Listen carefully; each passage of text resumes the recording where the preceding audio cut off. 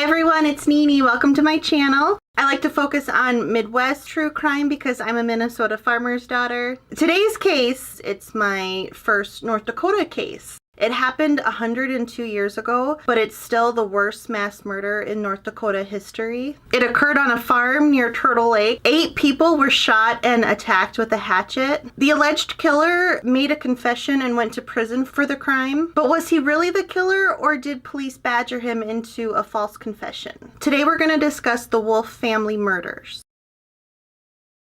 On Saturday, April 24th, 1920, John Kraft was driving home out in the country near Turtle Lake, North Dakota. As he drove past the Wolf family farm, he noticed the clothes that were slightly blowing in the wind on the clothesline. It was odd to him for 2 reasons. One, because it was a damp spring day, so it didn't make sense to hang out clothes on a day like that. And also because it was the same clothes he had seen the day before. So he drove onto the farm. He pulled up in front of the house and got out of his vehicle. And as he was walking towards the house, he heard the pigs make some noise from the barn. So he turned and walked to the barn instead. As he walked, he noticed the barn doors were lightly banging in the wind. He entered the barn and gasped when he saw a horrific scene. The bodies of 41-year-old Jacob Wolf and 2 of his daughters, 10-year-old Maria and 8-year-old Edna, were lying in a pile partially covered in hay. John ran to the house to check on the rest of the family. He entered the kitchen and nobody was there, but he noticed that the trap door to the cellar was open. He walked over to the trap door and peeked in and saw another horrific scene. There were more bodies in the cellar. Those bodies would end up belonging to Jacob's wife, Beta, who was 35, 3 more of his daughters, 13-year-old Bertha, 6-year-old Lydia, and 3-year-old Martha. Also among the bodies was Beta's nephew, Jacob Hofer, who was 13 years old, and he helped out as a farmhand for the family. John searched the rest of the house, and he found the last family member, 8-month-old Emma, in a crib in one of the bedrooms. She was cold and hungry, but otherwise she was okay. It would later be determined that the family had been murdered on April 22nd, 1920, so an 8-month-old was alone for 2 days. Obviously, because of the number of people murdered, this was a shocking crime to occur in a small town. The main question became,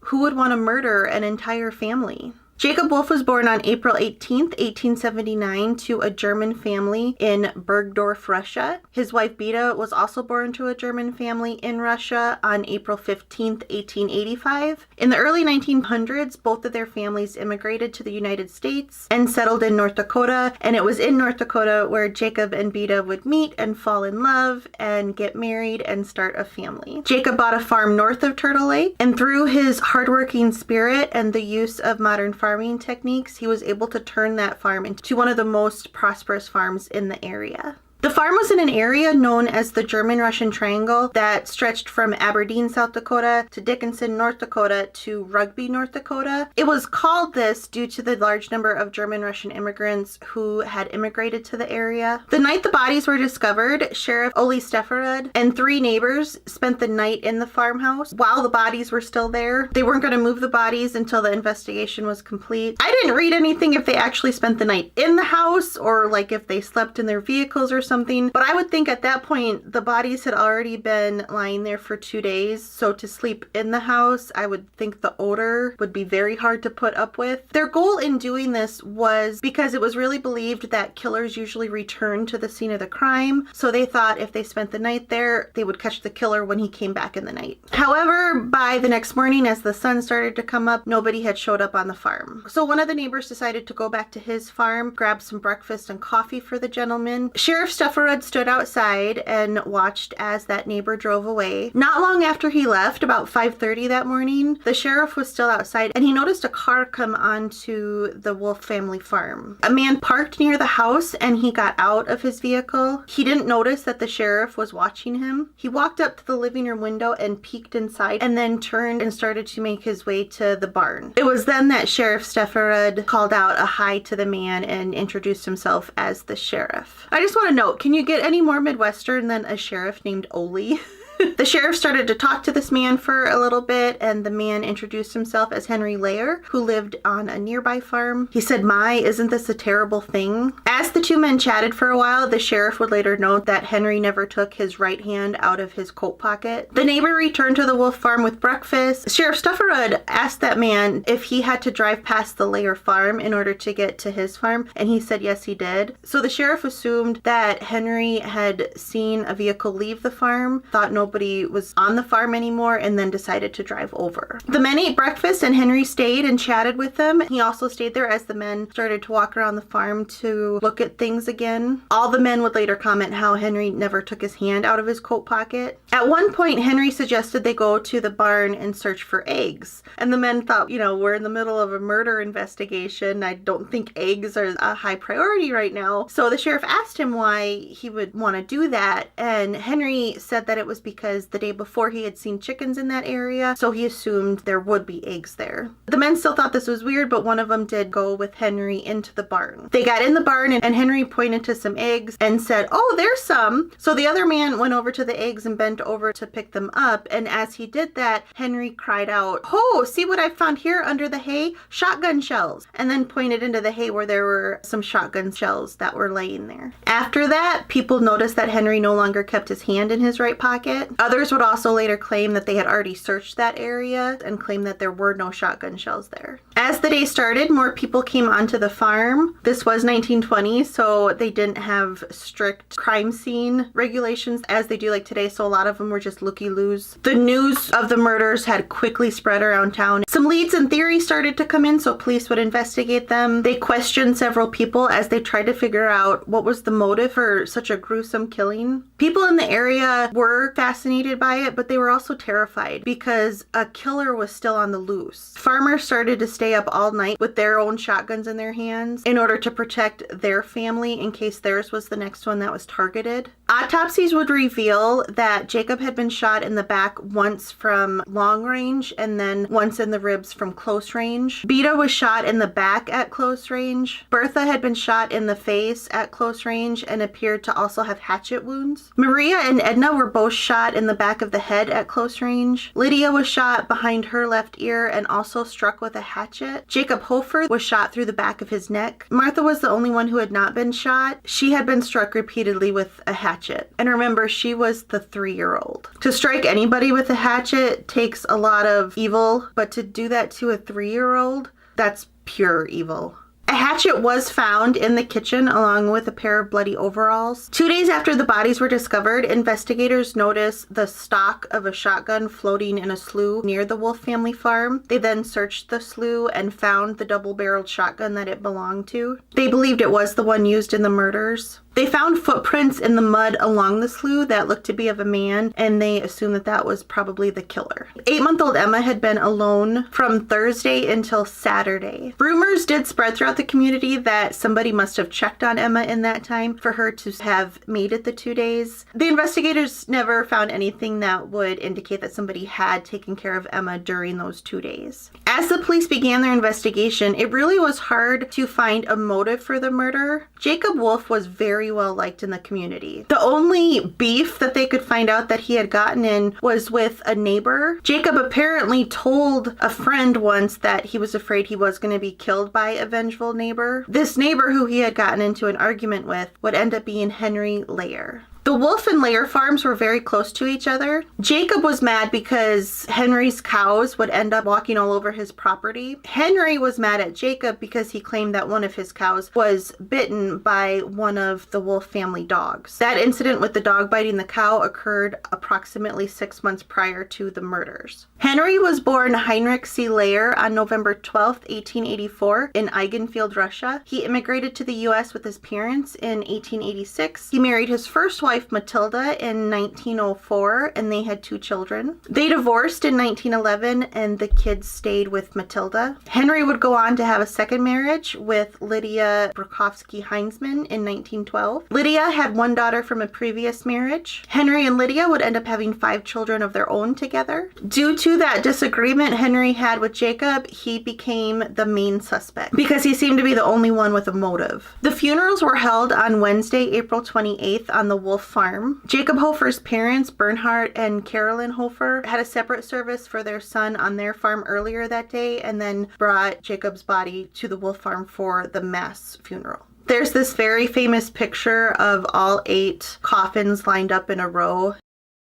A huge crowd attended the funeral on the farm. And this included Henry Layer, who people would say looked grief-stricken. There's some debate about if Henry asked for all the lids of the coffins to be open so he could look upon the faces of them one last time. Some people disprove this because they say it was very common in German-Russian heritage to have the coffins open. While Henry was at the funeral, investigators went to his farm. They talked to one of his daughters, and she said that her father had been gone most of the morning, one day last week, but she couldn't remember which day exactly. The family was buried in one large plot that was 8 feet by 26 feet in Turtle Lake Cemetery. A German tradition was to sing a hymn as a coffin is lowered into the ground. The crowd in attendance that day did this as each coffin was lowered into the ground. It's not known which hymn they did sing, but in one article I read, it said a common one at that time was called, and I apologize, I'm gonna butcher this, Wo findet die Seele die Himeth der Ruhe.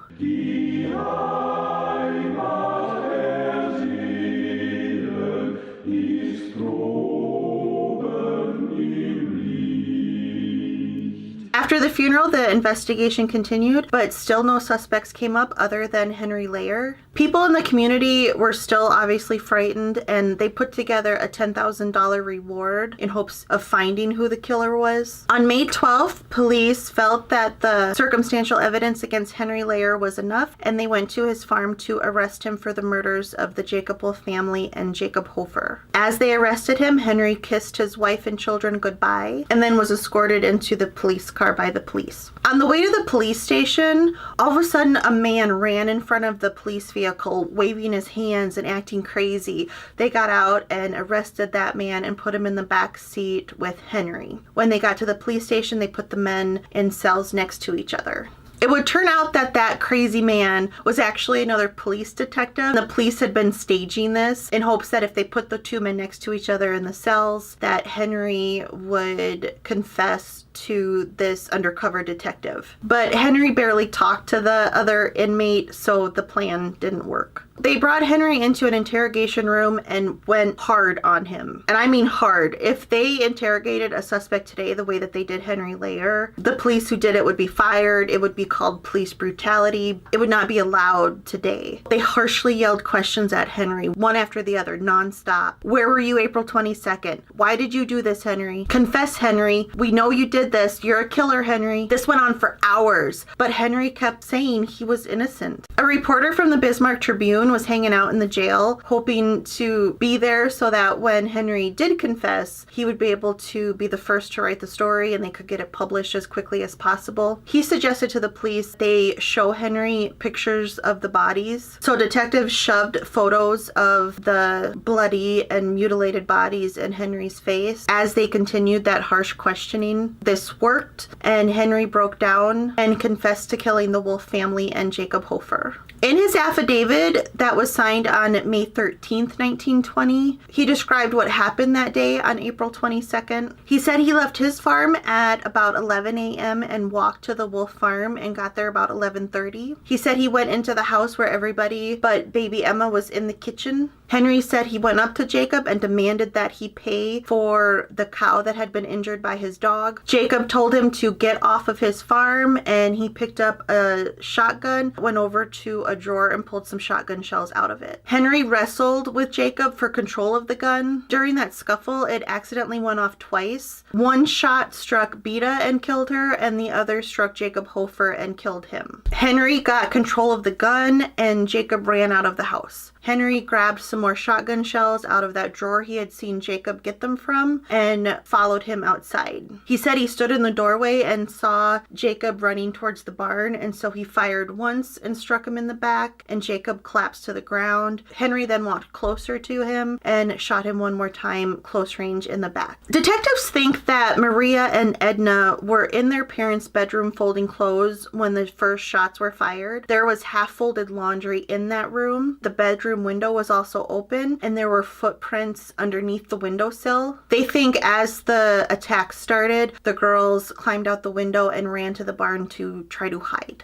In his affidavit, Henry said he saw the two girls run into the barn, so he followed them and shot them in the barn. He then returned to the house and shot the rest of the family except for baby Emma in the kitchen. He said he didn't kill Emma because he just didn't go into the room that her crib was in. In his affidavit, Henry said he went back outside and dragged Jacob Wolf into the barn, put him on a pile with his two daughters, and covered them in hay. He said he then went back into the house and dumped all of the bodies that were in the kitchen through that cellar trap door. He said he pulled out the telephone wires, picked up all the empty shells that he could find, and started to walk home. On his way, he passed the slough where he threw the shotgun in. He thinks he got home about 2:30 p.m. that day. The last line of his affidavit is kind of like an afterthought where he says, "Oh, and after I shot the girls in the barn, I threw shotgun shells into the hayloft." Some of the evidence did not match up with Henry's affidavit. The main one to me, which should have been blatantly obvious, is that Henry didn't say one thing about attacking anybody with a hatchet. Some of the family had hatchet injuries, and Maria had not been shot at all. She had only been attacked with a hatchet. But in his affidavit, Henry said he shot everybody. Henry said he had shot 5 people in the kitchen, but investigators only found 1 pool of blood in the kitchen. He also said he had just opened the trap door and dumped the bodies in there, which you would think would then account for 5 bodies being in a pile at the bottom of the ladder. But only Jacob Hofer was found at the bottom of the ladder. Beta and the 3 girls were found behind the ladder. There was also blood splatter on the walls in the cellar, which indicated that somebody had been shot or struck with a hatchet in the cellar. Henry said he got to the farm at 11:30 a.m. and said that after he had murdered everybody, he then pulled the telephone wires. But there was a woman in a nearby town who swore that she had been talking to Beta on the phone that morning, and at about 10 a.m., the line went dead. That was also around the time a girl who lived on a neighbor farm said she heard shotguns coming from the direction of the Wolf farm. Henry had given a detailed account of the path he took as he walked to the Wolf family farm. He was basically coming from the north, but if he had come from that direction, he would have been seen by neighbors who said that they were plowing in their field at that time, and they said they did not see Henry walk to the farm that day. For Henry to have walked to the farm unnoticed, he would have had to follow the ravines south of the farm and then walk over the hills east of the Wolf farm. Relatives and neighbors really doubted that Jacob Wolf ran out of the house the second that Henry got control of the gun. That was not in Jacob's character to just leave his family alone with an armed gunman. Henry had also said in his affidavit that everybody but baby Emma was in the kitchen when he got to the farm. But detectives felt that Maria and Edna were in their parents' bedroom folding clothes because there was the half-folded laundry and there was the open window, so that also didn't match up with his affidavit. The motive to kill the family over the cow was also kind of questioned. It had happened 6 months prior to the murders, so some people thought that was too long of a time for someone to hold a grudge. And I do kind of agree with that because these were 2 men. Had it been 2 women, we would have been holding on to that grudge for 50 years because we don't let go of shit. According to the neighbors, about 3 weeks after Henry was arrested, that cow was sold at auction and came in at a really good price. So the injury must have not have been too severe. Henry refused offers of legal counsel and pled guilty. Judge W.L. Newsell told Henry that he had a right to legal counsel, and if he wanted to change his plea to not guilty, he could. But Henry said he just wanted the quickest way to the penitentiary. So Henry Layer was sentenced to life in prison with hard labor for the murders of the Jacob Wolf family and Jacob Hofer. There might have been a reason that Henry wanted to get to prison as quickly as possible. According to another affidavit filed that fall, about 6 months after the murders, Henry claimed that he was beaten during his interrogation. He said on the evening of May 12th, 1920, when he was arrested, he was questioned until about 2:30 a.m. He said Sheriff Stufferud, Bismarck Chief of Police Chris Martinson, and a gray-haired heavyset man took turns questioning him. According to Henry, they kept telling him that there was an angry mob waiting for him outside, and that his only chance of avoiding being strung up a telephone pole would be to confess and go to prison because he would be safe in prison. Henry said they cursed at him, they took away his chair, and they made him stand until he got dizzy. All the while, he kept proclaiming that he was innocent. Henry said the gray-haired man grabbed him by his hair and drug him around the room and beat him on the sides of his head. He apparently shook a club in Henry's face and threatened to beat his brains out if he did not say what they wanted him to say. Henry said at that point he gave up and just started to cry. He told them he would say whatever they wanted him to say. And that was when he confessed to the murders. 3 days after he went to prison, Henry's wife Lydia and 2 of her brothers went to try to visit Henry, but when they got to the prison, they were told that Henry was not in a condition to be seen. The day after Henry got to prison, he went to the prison barber for a haircut. That barber would swear in an affidavit that he had noticed bruises on the sides of Henry's face and that the top of his head was swollen. When the barber asked Henry what happened, Henry said he had been hit over the head by the man who was in charge. He also said as he cut Henry's hair, Henry cried over and over saying, "Oh my children, oh my children."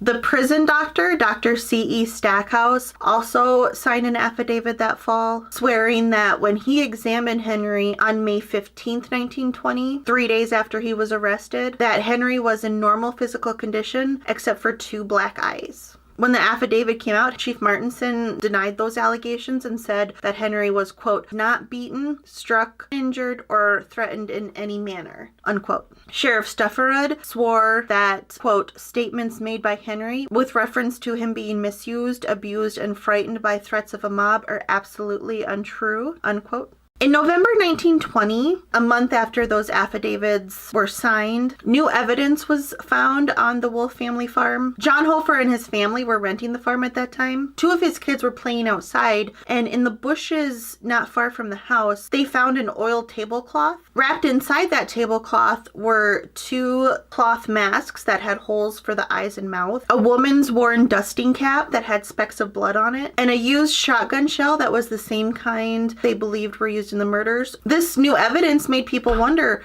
maybe Henry really is innocent and 2 other people committed the murders, one of them being a woman. But the police were not thinking that at all. They thought the new evidence had been planted there since the affidavit had just come out. They said that the farm had been searched thoroughly at the time of the murders and that tablecloth was not there. That same month, Henry's lawyer filed an appeal to change his plea to not guilty due to the new evidence that was found and also due to Henry saying that his confession had been made under duress, intimidation, and fear. Henry's wife Lydia signed an affidavit at that time saying on the day of the murders, she and her husband had been home the entire day. And she gave a detailed account of everything that they did that day. In October 1921, the North Dakota Supreme Court denied the appeal, saying that Henry had waived his legal privileges secured to him freely and voluntarily, and that there was no evidence to support his confession was made under duress. Other than, of course, the affidavits of a prison barber and a doctor saying that they saw injuries to Henry's face. When Henry was told that his appeal was denied, he said, quote, "I can't understand what's the matter with those fellows. If there ever was an innocent man, I am." End quote. One theory claims the murders were the result of a hate crime. World War I had ended just a year and a half prior to when the murders occurred, and due to the war, Americans had strong negative feelings against Germans. German Americans during this time period were treated very badly due to this prejudice. Ethnic slurs were spewed at them, their property was vandalized, they were denied jobs just because they had German heritage. Dr. Charles Barber, a history professor at Northeastern University, Chicago, said, quote, "The most hated and vilified ethnic group in 1920 were German Americans." Some posters from this time period portrayed Germans as brutes. One poster showed an American bulldog attacking a German dachshund, calling dachshunds devil dogs. At the start of this, I mentioned how Jacob, Beda, and Henry Layer were all of German families who were born in Russia. This was quite common. In the 1700s, Germans had moved to Russia with a promise of being able to maintain their German heritage in exchange for starting farms. But by the late 1800s, Russia was taking advantage of these German families, so that was when a lot of them decided to emigrate to the United States. A large population of German Russians settled in North Dakota because the farmland was cheap. That triangle I mentioned earlier is where a lot of these German Russian families settled. The families proudly displayed their German heritage, as they had every right to do, but because of World War I, this caused a lot of them to be accused of being more loyal to the German Kaiser than the President of the United States. This theory is that because the Wolf family was of this German Russian heritage, they were targeted for that reason alone. This theory eliminates Henry because Henry was of the same heritage as the Wolf family. Another theory is that politics caused the investigation to be rushed. Bill Langer was the North Dakota Attorney General at the time of the murders. He's actually known as the most controversial politician in North Dakota history. 1920 was an election year. Langer was going up against the current North Dakota governor, Lynn Frazier. Frazier was accused of dragging his heels when it came to the investigation. Langer, however, contributed some of his own money to that reward fund that had been started in the community. Some people think he did that just to make Frazier look bad. Langer and Frazier allegedly met and discussed the murders, and both agreed that an unsolved mass murder would make the election a lot harder. The theory is that the men put pressure on the police to just arrest the easiest suspect, who happened to be Henry Layer. Henry's wife Lydia struggled to maintain the family on her own. It was so hard for her that their daughter and 4 of the sons were sent to an orphanage in Minnesota. Their youngest son was only 1, so because of him being so young, he stayed with his mom. In December 1922, Henry and Lydia would divorce. On March 21st, 1925, 5 years after his arrest, Henry Layer died in the prison hospital after surgery for appendicitis. Shortly before Henry died, he said something that I think sheds a lot of light onto what might have really happened the day of the murders. He said, quote, "My eyes have seen, but my hands are clean," unquote. To me, that means he didn't commit the murders, but he knows who did. And I wonder if he might have been talking about his brother-in-law, William Brokowski. At the start of the investigation, when police were interviewing people, Henry obviously had become the main suspect, but something else that came up as they were questioning people was some inconsistencies about William's whereabouts the day of the murder. William Brokowski told police he had left his house about 1 p.m. and worked in a field until about 7 p.m. and then returned back to his farm. But when the police interviewed his 17-year-old son, he said his father left the farm about 1 p.m. and returned home about 2:30 p.m. the day of the murders. The inconsistencies in the stories is a little suspicious. Is it possible that William wanted to defend his sister and brother-in-law, and he killed the Wolf family and Jacob Hofer in retaliation for that cow?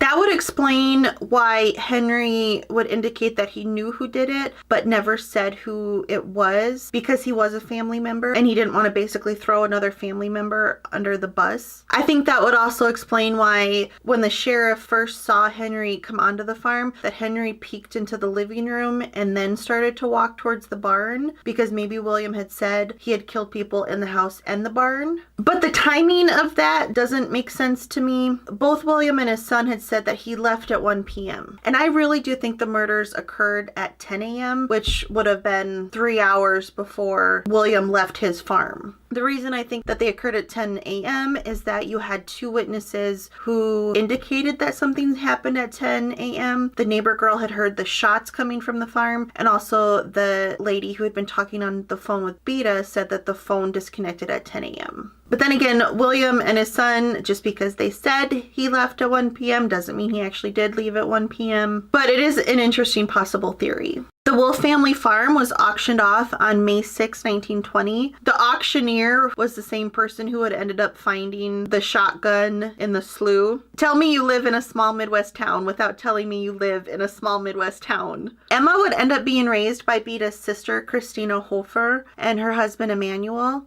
She lived in the Turtle Lake area her whole life. She worked in the general store through high school and then got a teaching certificate from Minot State College. She married Clarence Hansen on September 29, 1940. They had 2 daughters and 1 son and lived on a farm near Turtle Lake. Emma's son Curtis said that Emma was bullied while she was growing up and people called her the Wolf Girl. Emma said she never felt loved in her life until she met her husband Clarence. In 2003, Emma passed away at the age of 84.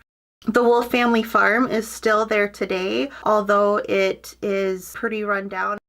So I'm curious, do you think that Henry was the killer and that his confession was valid? Or do you think he was badgered into a false confession? Do you think the murders were the result of a hate crime? I'd love to hear your thoughts below. Thank you so much for watching. I'll see you next time.